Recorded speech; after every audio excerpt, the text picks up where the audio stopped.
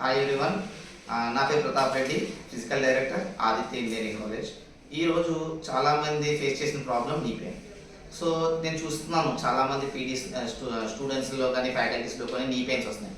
అసలు knee pain ఎందుకు వస్తుందంటే ప్రాపర్ ఎక్సర్సైజ్ లేకుండా వార్మప్ చేసిన నీ పెయిన్ వస్తుంది. అలాగే బాడీ వెయిట్ హెవీ అయినా నీ పెయిన్ వస్తుంది. అలాగే ఫ్రిక్షన్ సరిగ్గా లేకపోయినా మనకి భూమికి దానికి షూస్ సరిగ్గా వేసుకోకపోతే ఫ్రిక్షన్ లేక జాయింట్స్ మధ్యలో సొనోవిల్ ఫ్లూయిడ్ అని నీస్ దగ్గర ఉంటుంది. ఆ సొనోవిల్ ఫ్లూయిడ్ అయిపోతే కానీ నీ పెయిన్ వస్తుంది. First of all knee pain రాకుండా కొన్ని ఎక్సర్సైజెస్ ఉంటాయి. చాలామందికి కుదరదు, మనం గ్రౌండ్కి వెళ్ళి ఎక్సర్సైజ్ చేసినంత టైం ఉండదు. సో కూర్చొని నీ ఎక్సర్సైజ్ ఎలా చేయాలి అన్నది నేను ఒక 5 ఎక్సర్సైజెస్ చెప్తాను. ఆ 5 ఎక్సర్సైజ్ రెగ్యులర్గా ఒక సెట్స్ పరంగా 2, 3, 4 సెట్స్ పరంగా మీరు డైలీ డిజైన్ చేసుకుంటే it's easy for you to not to get నీ పెయిన్స్. ఈ నీ పెయిన్ కోసం మనకు కావాల్సిన ఐటమ్స్ ఏమి చాలా సింపుల్గా దొరికేవి.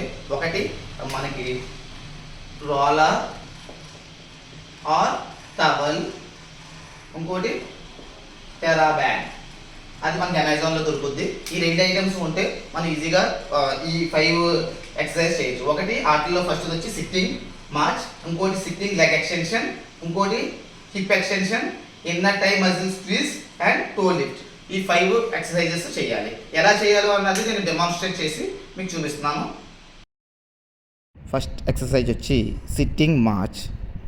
వీటిల్లో ఫస్ట్ కుర్చీలో అలా కూర్చొని 2 కాళ్ళు ఇలా వైట్ చేసి మనం మార్చ్ పాస్ట్ ఎలా చేస్తామో అలా చేసిన వల్ల హిప్ జాయింట్లో మనకి స్ట్రెంత్ పెరుగుద్ది. పెరిగి చూడండి మార్చ్ ఎలా చేస్తున్నారు. 1 and 2 ఒక 90 degrees యాంగిల్లో చేయాలి. అలాగ ఒక 10 to 15 టైమ్స్ అలా ఒక సెట్ కింద మీరు డిజైన్ చేసుకోవచ్చు. నాట్ పర్టికులర్గా ఇన్నే చేయాలని ఏమీ లేదు. ఒక సెట్ కింద 10 వచ్చేసి ఒక సెట్ లేదా 15 వచ్చి ఒక సెట్ కింద డిజైన్ చేసుకోవాలి. బట్ కాళ్ళు 2 నీస్ కూడా ఒక మనకు 90 degrees యాంగిల్లో వచ్చేలాగా చేసుకోవాలన్నమాట. చూడండి, ఇది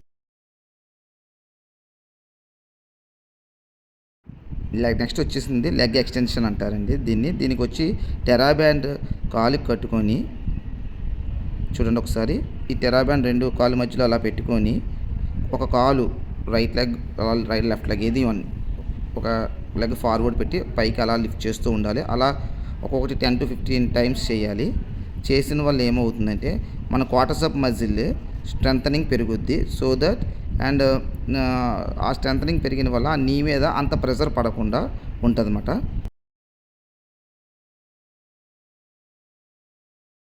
అలాగే నెక్స్ట్ లెగ్ కూడా అలా చేంజ్ చేయాలి.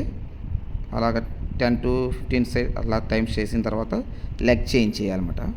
చూడండి, సో దట్ మనకి క్వార్టర్స్ ఆఫ్ మజిల్ స్ట్రెంత్ పెరుగుద్ది. నెక్స్ట్ వచ్చేసి థర్డ్ వచ్చేసి హిప్ ఎక్స్టెన్షన్ స్ట్రెంథనింగ్.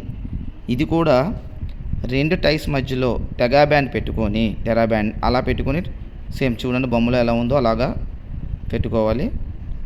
ఓకేనా. ఇది కూడా లెగ్స్ కొంచెం వైట్ చేసి జస్ట్ అలా డిఫరెంట్ డైరెక్షన్స్లో మూవ్ చేసిన వల్ల మీకు ఈ ఎక్సర్సైజ్ వల్ల హిప్ జాయింట్లో ఉన్న గ్లూటస్ మజిల్ అది కొంచెం స్ట్రెంథనింగ్ పెరిగి దానివల్ల నీ మీద అంత ప్రెషర్ పడదు. చూడండి,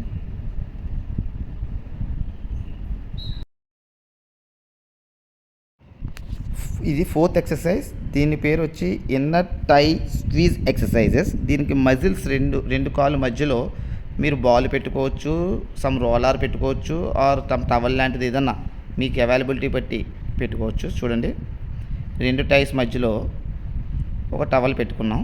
దాన్ని కంప్రెస్ చేయండి.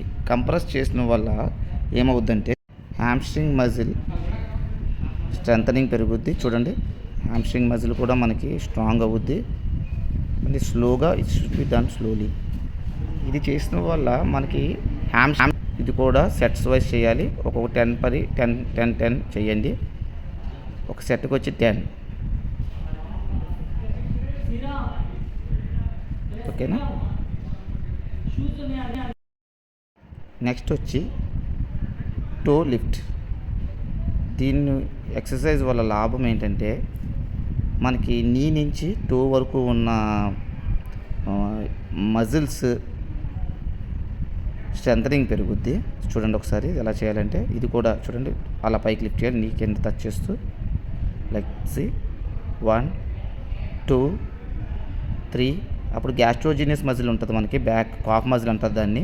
ఆ గ్యాస్ట్రోజీనియస్ మజిల్ కూడా మనకి స్ట్రెంత్ పెరుగుద్ది. దానివల్ల ఆ ప్రెషరు మనకి నీ మీద పడకుండా ఉంటుంది.